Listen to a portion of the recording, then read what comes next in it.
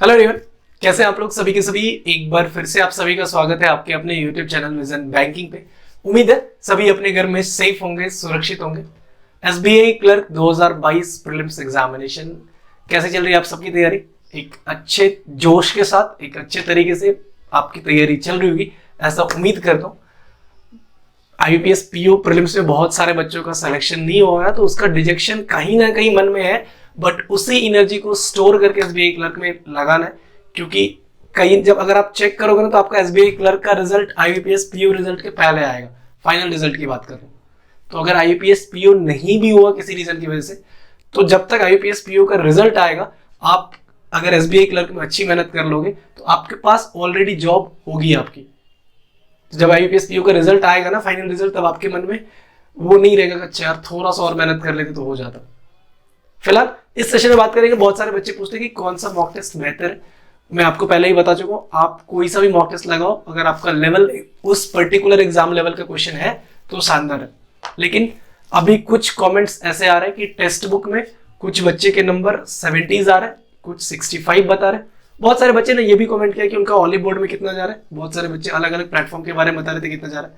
But फिलहाल इस session में टेक्स्ट बुक के बारे में बात करेंगे। कोई स्पॉन्सर्ड वीडियो नहीं है, इसके मामले में मत पढ़ना। मैं आपको वो सारी चीजें बताने वाला हूं कि टेक्स्ट बुक में अगर आप टेक्स्ट बुक के मॉक टेस्ट से आप मॉक लगा रहे हो तो आपको एक्स्ट्रा क्या क्या चीजें ऐड ऑन करने की जरूरत है, मतलब क्या क्या चीजें ड्रॉबैक है जो आपको टेक्स्ट बुक में देखने को मिल रहा है, और जिसकी वजह से शायद अभी आपको लग रहा होगा कि आपके स्कोर बढ़ रहे हैं, बट एग्जाम में कहीं ना कहीं वो स्कोर कम होने वाले हैं आपके। तो एक एक करके डिस्कस करेंगे। टॉपिक वाइज में बताऊंगा कि इंग्लिश में क्या क्या चीजें ड्रॉबैक है टेक्स्ट बुक के मॉक टेस्ट में, आपका क्वांट में क्या है और रीजनिंग में क्या है। स्टार्ट करेंगे इंग्लिश का। इंग्लिश का पेपर एग्जाम लेवल की अगर बात करो तो एग्जैक्ट एग्जाम लेवल का होता है, except one section, that is RC, reading comprehension. अभी फिलहाल टेक्स्ट बुक बड़ा इजी पूछ रहा है, क्योंकि अभी मैं मैंने मॉक टेस्ट चेक करे तो उसमें मेरे को क्या देखने को मिल रहा है, उसका पैराजम्बल बड़ा ही सटीक आ रहा है उसका, और आप अगर देखोगे कि जो स्पॉटिंग एरर है वो भी बहुत सटीक है। कुछ में आपका क्लोज टेस्ट भी दे रहा है, मीनिंग वाइज है, ग्रामेटिकली है, वो भी परफेक्ट एग्जाम लेवल का है। लेकिन रीडिंग कॉम्प्रिहेंशन बहुत इजी लेवल का डाल रहा है। हर 3-4 शिफ्ट मैंने देखा, जो 3-4 पेपर मैंने देखे सब में रीडिंग कॉम्प्रिहेंशन बड़ा इजी था, मतलब वर्ड टू वर्ड आपको आंसर मिल रहा है, इस तरीके का था। एक क्वेश्चन अगर मैं भी रिसेंटली एक देख रहा था, वो शायद बैंकिंग वाला था। जिन्होंने टेक्स्ट बुक का सेकंड मॉक टेस्ट लगाया होगा फुल वाला, उस आपको पता होगा कि एक बैंक रिलेटेड था कि व्हाट इज बैंक, और बैंक की हिस्ट्री थी। उसमें एक क्वेश्चन था कि what is international set of capital standard known as, और सीधा सीधा उसमें लिखा हुआ है बेसल अकाउंट्स। तो ये डायरेक्ट क्वेश्चन आपको 10 में से इस वाले मॉक टेस्ट में अगर आप चेक करोगे तो 7 से 8 मिलेंगे, लेकिन एग्जाम में 7 से 8 नहीं, मुश्किल से 2 से 3 मिलेंगे। आपको हाइपोथेटिकल क्वेश्चन ज्यादा आते हैं आजकल, तो उस पर थोड़ा सा फोकस करना है। उसके लिए आपको अलग से, या फिर आप कोई पीओ का आरसी उठा लो, उसको कवर कर लो, क्योंकि आरसी जितना लेवल पे जाओगे, ज्यादा लेवल समझ में आ रहा है तो कम वाला इजीली बनेगा। ठीक है, तो इंग्लिश में आपको कुछ और अलग से करने की जरूरत नहीं है। आपका जितना मॉक में स्कोर जा रहा है, आप आरसी का स्कोर हटा दो, एक अलग से एक्स्ट्रा आरसी जो भी आप साइड से बना रहे हो, उस आरसी के स्कोर को कंसिडर करना। मान लो कि अगर आपका 22 जा रहा है स्कोर और 10 नंबर आरसी से आ रहा है, तो एक एक्स्ट्रा आरसी लगा के देखो। अगर उसमें 8 जा रहा है, 7 जा रहा है, तो कहीं ना कहीं आपका जो स्कोर बनेगा एग्जाम में वो 18 से 20 के वाला बनेगा, 22 वाला नहीं बनेगा। किस्मत अच्छी रही तब इस लेवल का आरसी मिलेगा, नहीं तो इस लेवल का आरसी देखने को एग्जाम में आपको नहीं मिल रहा होगा। क्वांट बहुत इजी दे रहा है आपको। क्वांट की बात करूं, देखो सिंप्लीफिकेशन का लेवल बहुत शानदार, मतलब जो एग्जाम का लेवल है वही लेवल आपको दे रहा है। आप अगर क्वाड्रेटिक जिसमें आ रहा है उसमें भी क्वाड्रेटिक का लेवल जो एग्जाम का है वही दे रहा है।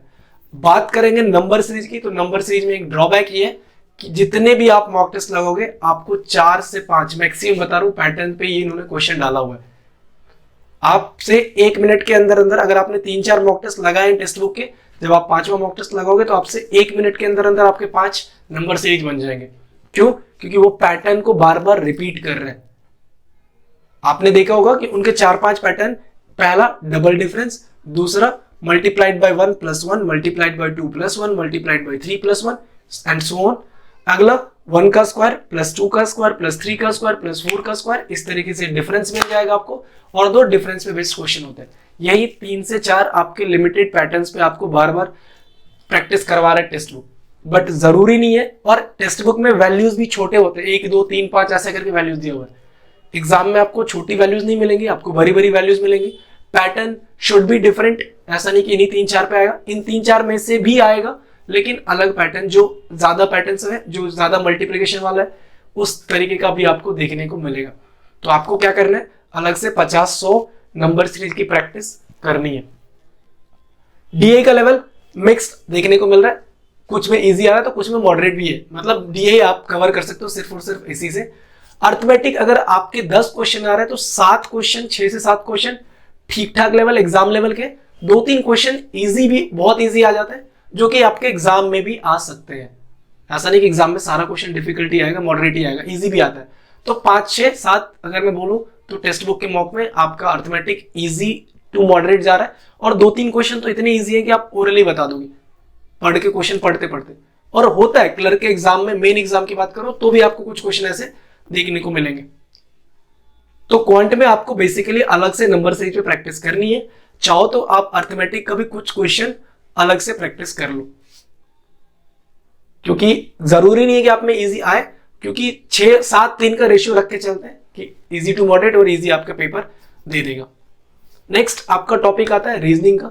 अब रीजनिंग सबसे बेस्ट मेरे को लग रहा है टेक्स्ट बुक का अभी फिलहाल। इंग्लिश और क्वांट से बढ़िया जो एग्जैक्ट एग्जाम लेवल की बात करोगे तो रीजनिंग का है, कहीं ना कहीं एग्जाम से एक स्टेप ऊपर जाके आपसे पूछ रहे हैं। अभी तक आपने क्या देखा था कि जो सेटिंग और सिटिंग अरेंजमेंट और पजल आते थे, वो सारे के सारे क्लरिकल लेवल की बात करो तो पॉजिटिव स्टेटमेंट से मोस्टली पूछते थे। लेकिन अगर आप चेक करोगे टेक्स्ट बुक का मॉक तो उसमें पॉजिटिव के साथ साथ नेगेटिव स्टेटमेंट भी है। तो कुछ आपको ऐसे भी पजल या सेटिंग मिल जाएगा जो पूरे के पूरे नेगेटिव स्टेटमेंट वाले हैं। तो वहां पे कहीं ना कहीं लेवल दिख रहा है कि सही है, बेहतर लेवल जो एग्जाम का लेवल है उससे कहीं ज्यादा बेहतर लेवल है आपका मॉक का। सिलॉग्स, इनइक्वालिटी, ब्लड रिलेशन, स्पीड और डायरेक्शन डिस्टेंस, ये सभी एग्जाम लेवल के हैं। पजल में कभी कभी नेगेटिव पॉजिटिव वाला जो स्टेटमेंट आ रहा है उससे आपको शायद से प्रॉब्लम हो रही होगी, बट लेवल तो एग्जाम का ही है। तो ओवरऑल आपको मैंने एक एक सब्जेक्ट के बताया कि आप इंग्लिश के लिए आपको आरसी पढ़ना है, आपको क्वांट में आपको ध्यान देना है कि आपको थोड़ी सी मेहनत करनी होगी किस पे, अपना नंबर सीरीज पे। इंग्लिश में पजल और अर्थमेटिक अगर साइड से करना चाहते हो तो कर लो। रीजनिंग परफेक्ट है, आपको कहीं से भी कुछ अलग करने की जरूरत नहीं मिलेगी।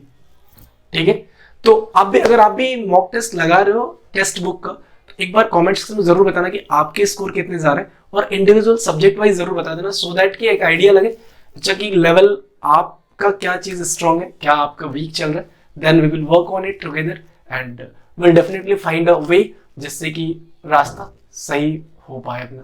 ठीक है, उम्मीद करता हूँ ये वीडियो आपको पसंद आई हो। तो अगर ये वीडियो पसंद है तो दोस्तों के साथ जरूर शेयर कर दें।